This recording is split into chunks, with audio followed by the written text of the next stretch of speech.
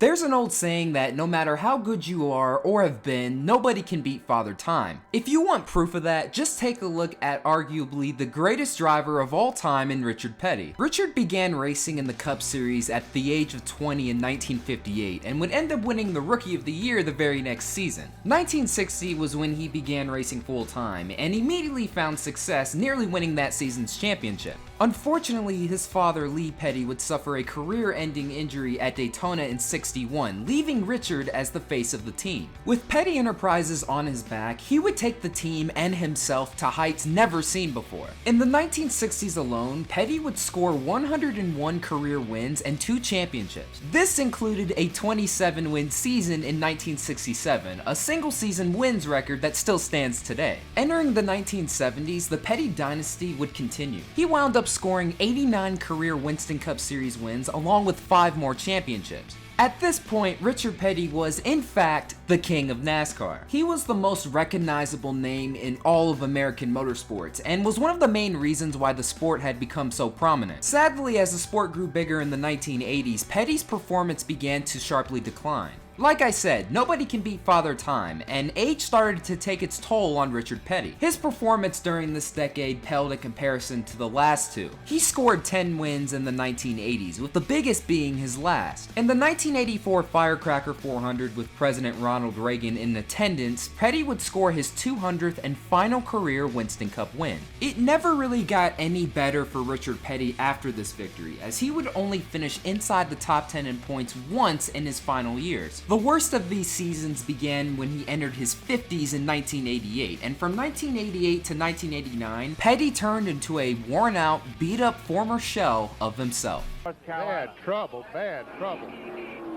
Okay, a terrible crash. Richard Petty's car has turned over 7 or 8 times coming off turn 4 and was just struck by another car. It's one of the most violent accidents we've ever seen at the Daytona International Speedway here. Richard Petty was running in a pack of cars, and the back end starts to go around, and it looks like it might have been tagged by the car number 73 of Phil Barkdahl, and you can see Petty's car just cramming and turning over up against the wall, and other cars coming in as they come off for the 4th turn. And as A.J. Foyt pointed out, it looked like the back end of Petty's car did just lift and come around, and Barkdahl was right behind it with nowhere to go, and it immediately went up in the air once Barkdahl hit him. There you see A.J.'s car, the black car on the bottom of the picture. Oh, we have a crash. Richard Petty has hit the wall in turn number 2 between 1 and 2. Slides down the banking. It appears as if the car has suffered heavy damage on the right side, and Richard Petty, who of course suffered a terrible accident at the Daytona 500, however made a strong comeback at the Richmond race, has now been involved in another crash, bringing out the first caution period of the afternoon. Let's watch it now as it goes into turn 1. Rick Wilson down on the inside, and it looks like they get together as they do. As they go into that turn, it sends Petty into the outside wall. Boy, that was a hard hit. You could just see it. It was the fastest place on the racetrack. Richard Petty now in the pits, and it's one of those confounding moments for him because the hood is up. And when the hood comes up, it really bluntly means that you have passed the point of being competitive. Richard was being shown back in 9th position, a lap down on the leader. And now with this unscheduled stop, apparently they have taken the breather off. Well, Kyle Petty is in trouble in turn 1. It looks like the engine has let go on the Citgo Ford number 21. And we have a spin. Several cars spinning because of the block visibility. There's a tremendous amount of smoke coming from that Petty car, and cars pile up behind it. But there is the Richard Petty car, and you can see he took quite a hit, and another terrible break for Richard Petty, who of course was involved in that tremendous accident at Daytona in February. There's a problem for Richard Petty. The STP Pontiac with left front damage. Here comes Richard.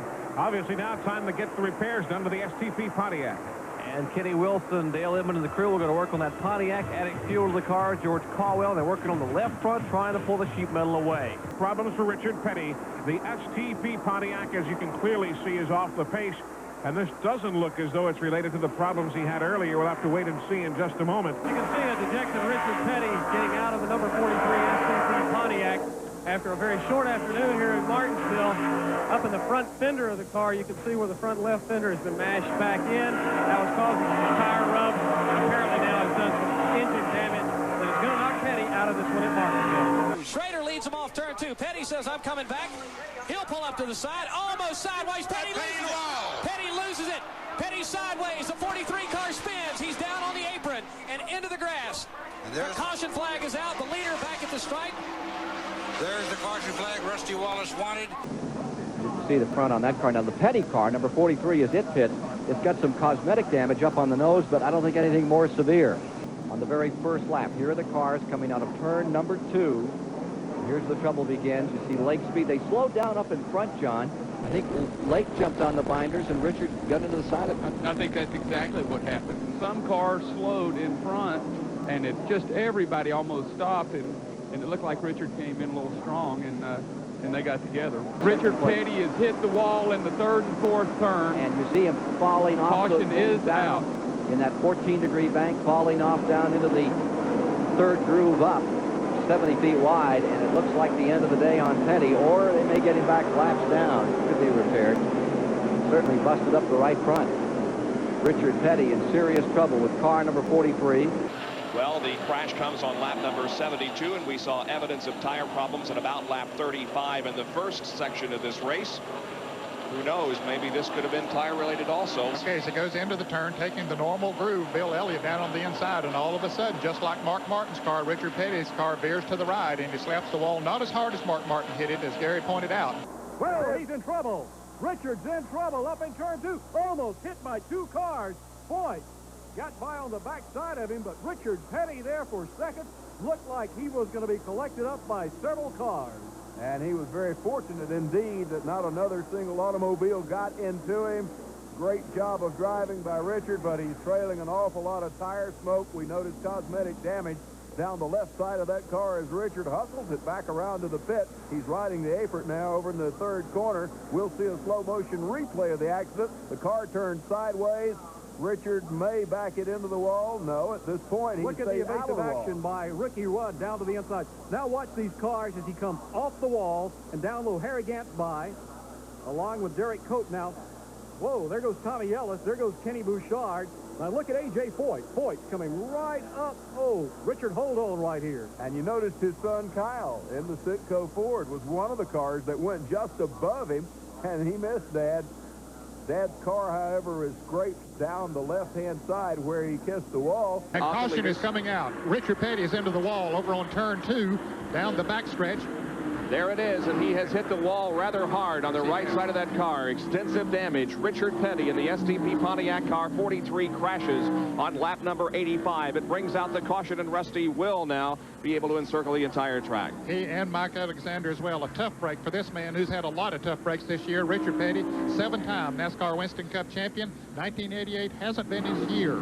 He's going to finish out of the top 20 in the point standings for the first time in the Lord only knows how many years. It's been a long, long time since he has finished out of the top 20 in the point standings. And as you say, Bob, he has hit the whole wall hard because it has knocked that right front. They think they have a problem with the right front of the car. Either a tire going down or possibly even another shock broken on the car. So Petty making his way out of turns 3 and 4 will bring that Pontiac down pit road. Here he comes, bringing the bright colors of the Petty tradition on the pit road. And the 6-time winner here in Atlanta will be in the pit, running in the top 5. They will change right side tires, add fuel to the car. And apparently that's the problem. They're looking at the right front of the car now, determined if the tire was going down.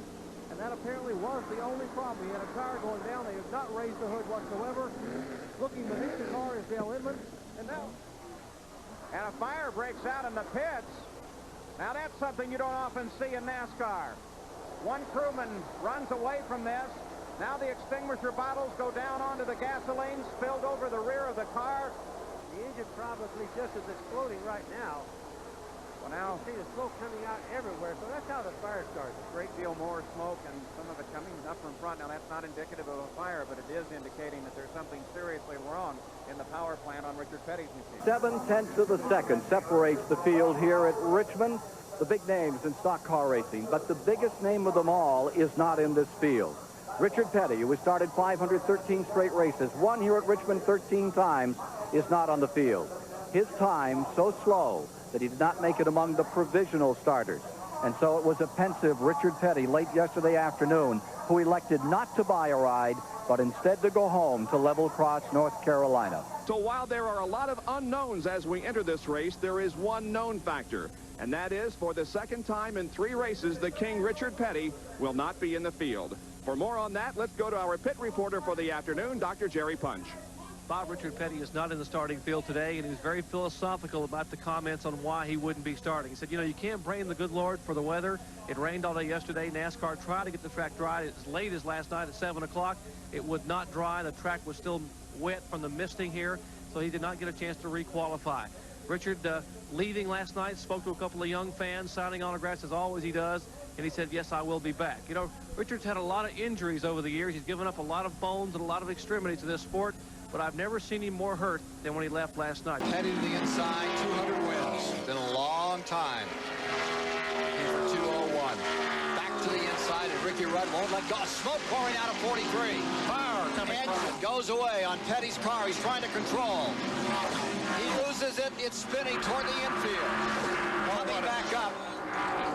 Beautiful piece of driving. Beautiful. Great save. Gosh. And of course the caution will be coming out. But what a great day for Richard Petty for so long, and then to have to end this way. Not many drivers will make that save. Now this is going to give everybody an opportunity to make that final fuel stop and then run them wide open to the finish of the Michigan 400. Richard Petty coming out of pit road, bringing out the caution. Richard Petty's car is being pushed behind the wall. Jerry Punch, what's the story? Well, just moments ago, Richard came down pit road and the engine sounded awfully sour. It was sputtering and missing. They raised the hood and they slowly put the hood back down, and they will push the 7-time national champion back to the garage area, apparently the victim of an engine problem. Now, in addition to those who made the field, here are the ones that missed the starting lineup. Richard Petty was not fast enough. We are yellow because of a crash involving Richard Petty and others, as Petty's car is being taken back to the garage area, and here's a replay of the crash. It looks like the engine blew as he went into the turn, Bob, and the rear wheels got on the oil that was thrown from the engine, and so did Alan Kowicki and Jeff Bodine as they went into the turn. Phil Parsons spun in it. You see his car on the left of your screen there. So when you go into a turn, Benny, and that oil is down on the racetrack, there's not a great deal you can do about it. Richard Petty against the retaining wall just out of turn number 2. And it's Richard's second incident of the day, and it comes on lap 127. He was also involved in this melee down here on the straightaway that took out Hut Strickland and Larry. Of what happened? A lot of cars running in there together. There's Mike Waltrip down on the inside, and Kyle Petty right on the inside of his dad, Richard Petty. They might have gotten together. His 1988 to 89 stats are this: 0 wins, 1 top 5, 5 top 10s, an average finish of 25.1, and an average points finish of 25.5. The 1980s didn't end well for him, and to be honest, the 1990s didn't get any better. Luckily for him, he was able to go out on his own terms in 1992. Richard Petty will forever be known as one of the greatest, if not the greatest of all time. But unfortunately, he is proof that even the greatest can never beat Father Time. And once again, that'll do it for another video. Thank you guys so much for watching. This is Black Flags Matter. Catch you next time.